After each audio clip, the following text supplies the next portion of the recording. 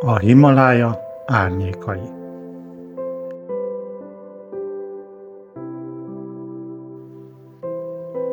A világ tetején, ahol kevés az oxigén, a hideg pedig csontig hatol, a hegymászók a túlélésért küzdenek. De van egy nép, amelynek ez az otthona. Gyakran csak a hegymászók árnyékában látjuk őket, amint hatalmas terheket cipelnek a hóban. Ők a serpák. De ki az az ember a teher alatt? És miért kockáztatják az életüket minden egyes szezonban?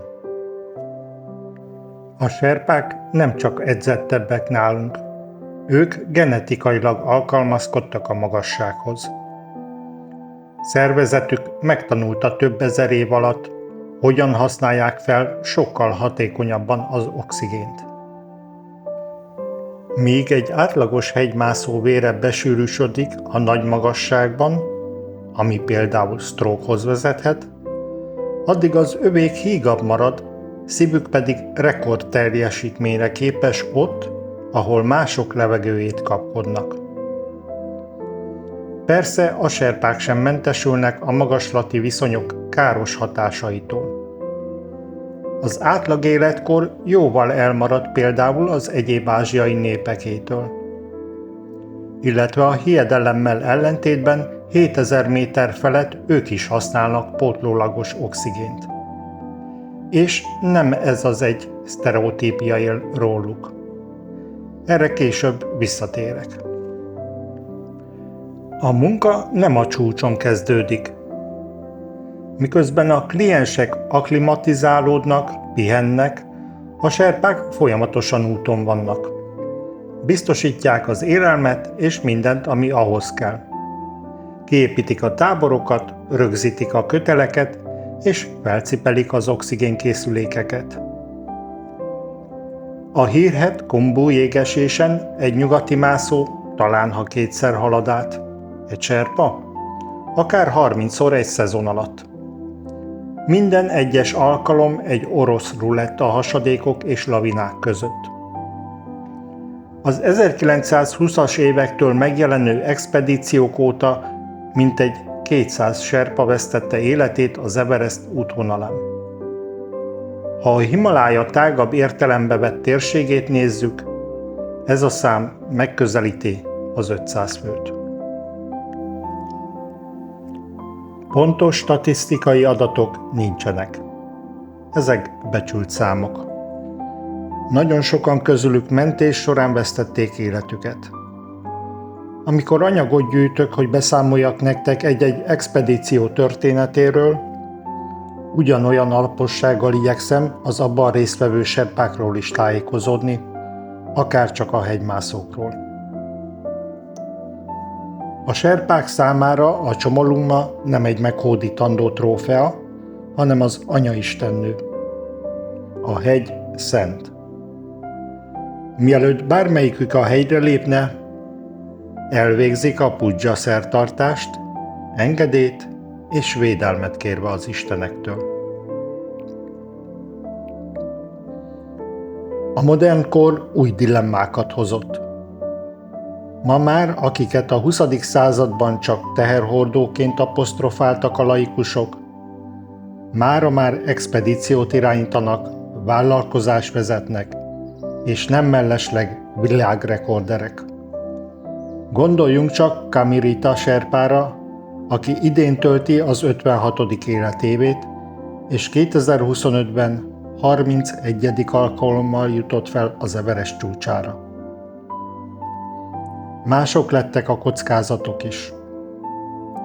A klímaváltozás miatt a hó és jég instabilá vált, a turizmus pedig tömegesedett. Generációs kérdés, hogy vajon a nagy elődök leszármazotta is a hegyen akarja keresni a kenyerét, vagy a gyermekeik már mérnökök és orvosok lesznek Katmanduban vagy New Yorkban. Itt térnék vissza a sztereotípiákhoz. Magyarországon, nem tudom ez más országban hogy csapódik le, A leggyakrabban tett kijelentés az, hogy a világ tudomást sem vesz a serpákról. Senki nem tudja a nevüket, és egyáltalán nem is fontos a személyük. Csak vigyék fel a hegymászók cuccát, és kész. Nos, ennek minden mondatát csak cáfolni tudom. Gondoljon mindenki csak Tenzing Norgayre például, akit mindig együtt emlegetnek Edmund Hillaryvel, teljesen jogosan teszem hozzá. Egyébként tavaly hunyt el Angpur Bakansa Sherpa, a Hillary expedíció utolsó élő tagja. Róla tavaly készítettem videót a TikTok csatornámra. Itthon is megtanulhatná már mindenki, hogy a serpák elsősorban szakemberek. És egy jó szakembernek híre megy. A világ nagyon is számon tartja a nevüket és sikereiket. Ma már nagyon sokaknak Insta, TikTok és Facebook oldala van, ahol hirdetik magukat, illetve beszámolnak saját hegymászásukról is.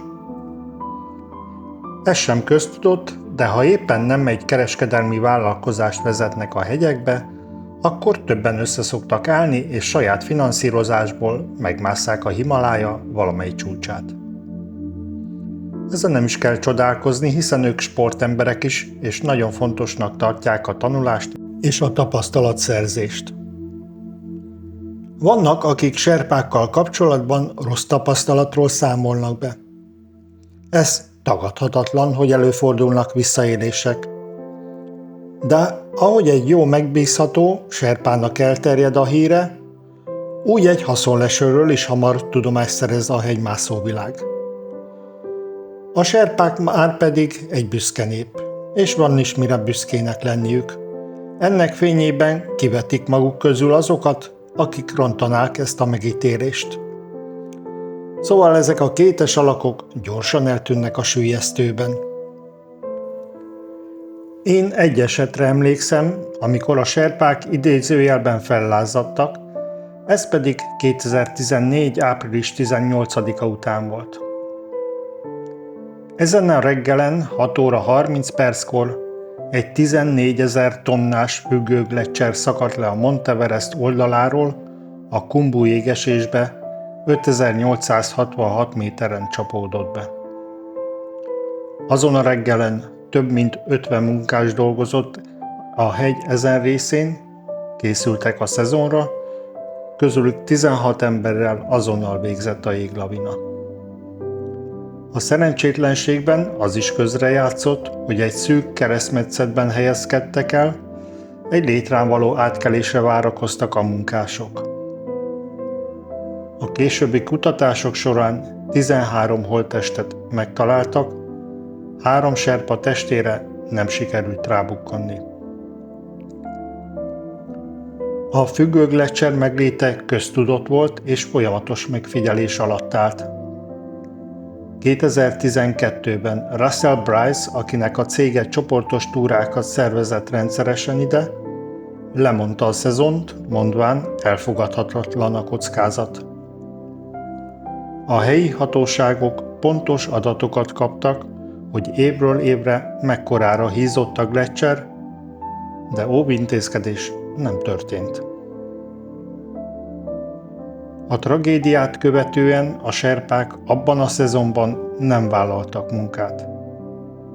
Hogy a hatóságok komolyan vegyék őket, sztrájkba kezdtek. Ennek hatására állami szinten nagyon sok változtatást vezettek be. Figyelmeztető és jelzőrendszert telepítettek. A serpák jogot kaptak arra, hogy biztonsági kockázatot mérlegelve leállítsanak expedíciókat vagy túrákat. Javultak a serpák munkakörülményei, és jelentősen nőttek a kötelező életbiztosítási kifizetések a helyi alkalmazottaknak. Az évek során több női serpát is megismerhettünk. 2 nevet említenék meg most. Lakpa Sherpa, a hegyi királynő, és Passanglamu Sherpa, Akita. Mindkettejüket hegymászóként ismeri a világ. Lakpáról 2024-ben jelent meg egy nagy sikerű dokumentumfilm a Netflixen. Ő az, aki 10 alkalommal is fent állt a Monteverest tetején. Akita pedig az év kalandora is volt a National Geographicnál, egyébként őt onnan ismerhetjük, hogy az első nepáli nők között mászta meg a retteget K2-t. Videóim során továbbra sem fogok elfeledkezni erről a békés népről, és igyekszem megosztani veletek egy-egy történetet.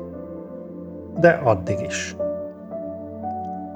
Amikor egy fotót látunk egy boldog hegymászóról a csúcson, nézzünk egy kicsit jobbra vagy balra, ott lesz valaki, aki nélkül ez a fotó sosem készülhetett volna el. A serpák nem csak a Himalája lábai, hanem a lelke is. Nélkülük a világ legmagasabb hegyei elérhetetlen álmok maradnának.